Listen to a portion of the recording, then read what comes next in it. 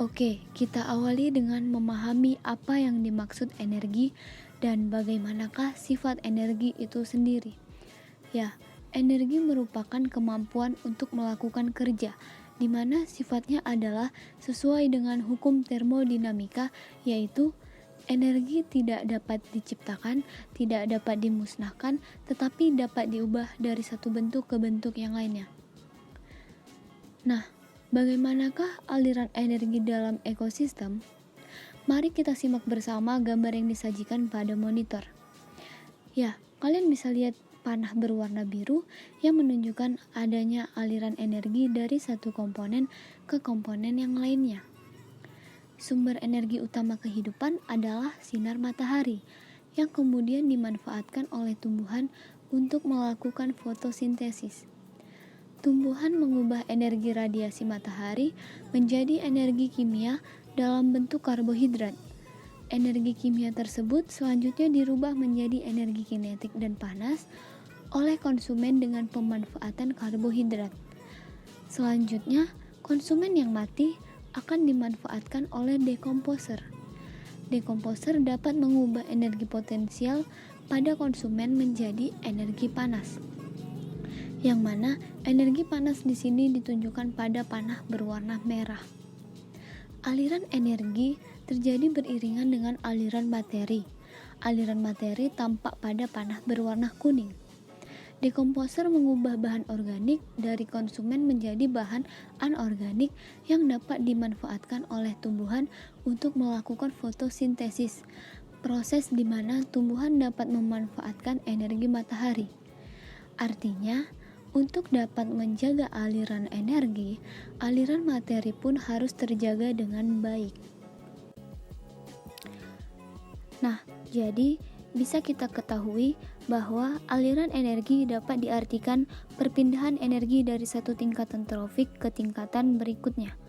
Pada proses perpindahan, selalu terjadi pengurangan jumlah energi setiap melalui tingkat trofik makan makanan.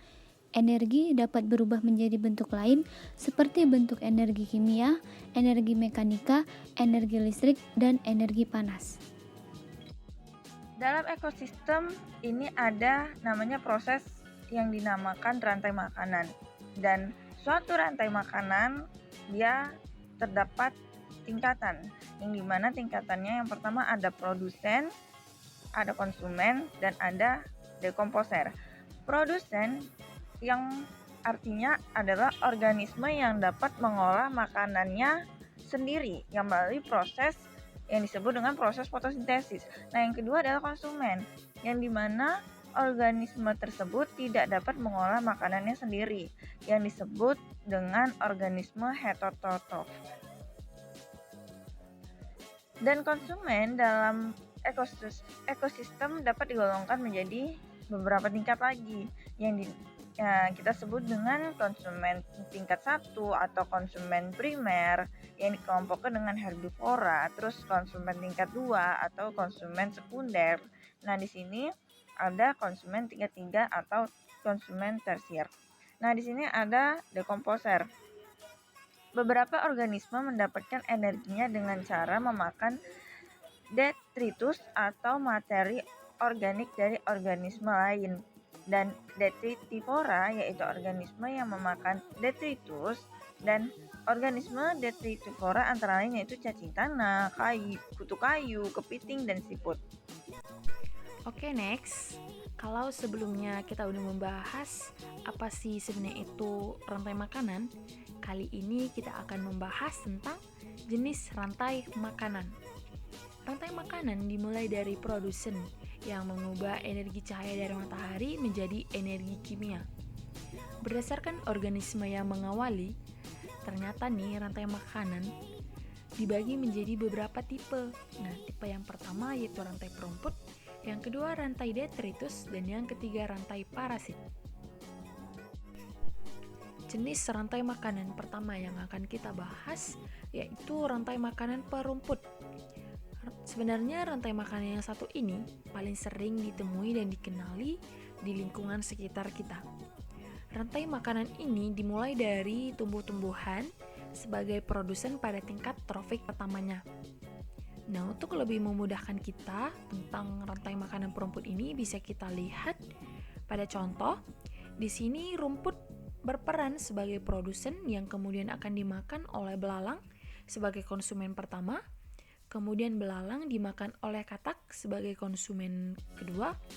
Katak dimakan oleh ular sebagai konsumen ketiga.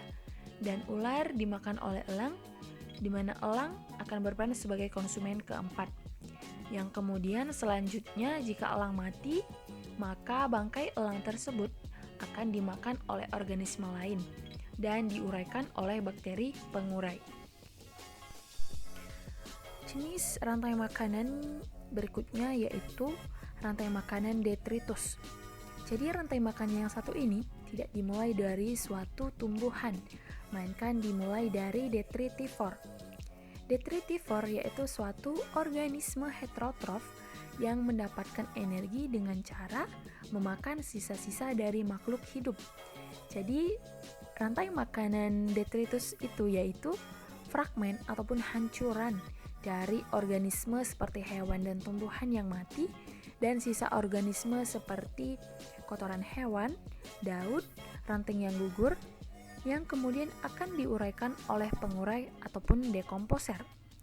Untuk lebih memudahkan lagi kita tentang rantai makanan detritus ini bisa kita lihat contoh pada gambar. Diketahui bahwa detritus bisa berupa hancuran jaringan hewan ataupun tumbuhan. Pada gambar pertama, detritus di sini berupa sisa jaringan hewan yang kemudian akan dimakan oleh ulat, lalu dimakan oleh tikus, dan kemudian tikus dimakan oleh ular, dan ular akan dimakan oleh burung. Namun pada akhirnya, semua organisme tersebut dapat menjadi detritus pula. Nah, sedangkan pada gambar yang kedua, di sini detritusnya berupa hancuran tumbuhan yang dimakan oleh kutu kayu, yang kemudian selanjutnya kutu kayu akan dimakan oleh burung. Jenis rantai makanan yang terakhir yaitu rantai makanan parasit. Parasit adalah istilah bagi organisme yang hidup dengan cara merugikan organisme lain. Ciri khas tipe rantai makanan ini adalah terdapat organisme kecil yang memangsa organisme besar. Nah, sebagai contoh bisa kita lihat pada gambar sebuah parasit yang hidup di tumbuhan lain akan dimakan oleh ulat yang kemudian burung akan memakan ulat tersebut. Oke, di sini kita akan membahas contoh rantai makanan. Jadi di sini kita mengambil contoh rantai makanan pada ekosistem sawah. Bisa kita lihat pada gambar bahwa padi di sini berperan sebagai produsen yang mampu menghasilkan makanan sendiri. Selanjutnya, padi akan dimakan oleh tikus, maka tikus menjadi konsumen pertama. Kemudian tikus akan dimakan oleh ular sawah, berarti ular sawah di sini berperan sebagai konsumen kedua. Setelah itu, ular dimakan elang, maka elang menjadi konsumen ketiga. Saat elang mati, kemudian elang akan jatuh ke tanah dan diuraikan oleh bakteri. Fungsi dari bakteri di sini adalah sebagai pengurai ataupun dekomposer. Selanjutnya tentang jaring-jaring makanan. Di dalam satu ekosistem, umumnya tidak hanya terdiri dari satu rantai makanan, akan tetapi terdapat banyak rantai makanan. Rantai makanan yang saling berhubungan antara satu dengan yang lain itu disebut dengan jaring-jaring makanan. Nah, dengan kata lain, jika tiap rantai makanan yang ada di dalam ekosistem disambung-sambungkan dan membentuk gabungan rantai makanan yang lebih kompleks, maka terbentuk suatu jaring makanan. Bisa kita lihat di contoh, ini merupakan gambar rantai makanan yang kompleks yang berhubungan atau yang disebut dengan jaring-jaring makanan. Next, kita bakal ngebahas tentang piramida ekologi. Setiap tahap dalam rantai makanan akan ada sejumlah energi yang hilang karena tidak terasimilasi atau lepas sebagai panas. Sehingga Organisme yang berada pada ujung tingkat trofik akan memperoleh energi yang lebih kecil, di mana tingkat trofik merupakan urutan organisme dalam rantai makanan pada suatu ekosistem. Nah, apabila energi yang tersedia dalam suatu rantai makanan itu disusun secara berurutan berdasarkan urutan tingkat trofik, maka akan membentuk sebuah kerucut yang dikenal dengan piramida ekologi. Dengan demikian, piramida ekologi adalah susunan tingkat trofik atau tingkat nutrisi atau tingkat energi secara berurutan menurut rantai makanan atau jaringan makanan dalam ekosistem. Piramida ekologi juga dapat menggambarkan hubungan antara tingkat trofik satu dengan tingkat trofik lain secara kuantitatif pada suatu ekosistem. Nah, pada piramida ini, organisme yang menempati tingkat trofik bawah relatif banyak jumlahnya. Semakin tinggi tingkat trofiknya, jumlah individunya juga semakin sedikit. Tingkat trofik tersebut terdiri dari produsen, konsumen primer, konsumen sekunder, dan konsumen tersier. Produsen selalu menempati tingkat trofik pertama atau paling bawah, sedangkan herbivora atau konsumen primer menempati tingkat trofik kedua. Konsumen sekunder menempati tingkat trofik ketiga, dan konsumen tersier menempati tingkat trofik keempat atau puncak dari piramida. Piramida ekologi dapat digolongkan dalam 3 tipe, yaitu yang pertama piramida jumlah, yang kedua piramida biomasa, dan yang ketiga piramida energi. Kita bakal bahas satu-satu. Yang pertama kita bakal bahas piramida jumlah. Nah, piramida jumlah yaitu suatu piramida yang menggambarkan jumlah individu pada setiap tingkat trofik dalam suatu ekosistem. Piramida jumlah umumnya berbentuk menyempit ke atas. Organisme pada piramida jumlah mulai tingkat trofik terendah sampai puncak adalah sama seperti piramida yang lainnya, yaitu produsen, konsumen primer, dan konsumen sekunder, dan konsumen tersier. Artinya, jumlah tumbuhan dalam trofik pertama lebih banyak daripada hewan, konsumen primer, di trofik kedua. Jumlah organisme konsumen sekunder lebih sedikit dari konsumen primer, serta jumlah organisme konsumen tersier lebih sedikit dari organisme konsumen sekunder. Nah, yang kedua ada piramida biomasa. Di mana piramida biomasa yaitu piramida yang menggambarkan terjadinya penurunan atau peningkatan biomasa organisme pada tiap tingkatan trofik. Piramida biomasa pada ekosistem daratan dan ekosistem perairan terjadi perbedaan bentuk. Nah, pada ekosistem daratan, piramida biomasanya tegak, sedangkan ekosistem perairan, piramida biomasanya terbalik. Hal ini karena pada ekosistem daratan, jumlah organisme produsen lebih banyak dibandingkan jumlah organisme konsumen pada tiap tingkat trofiknya.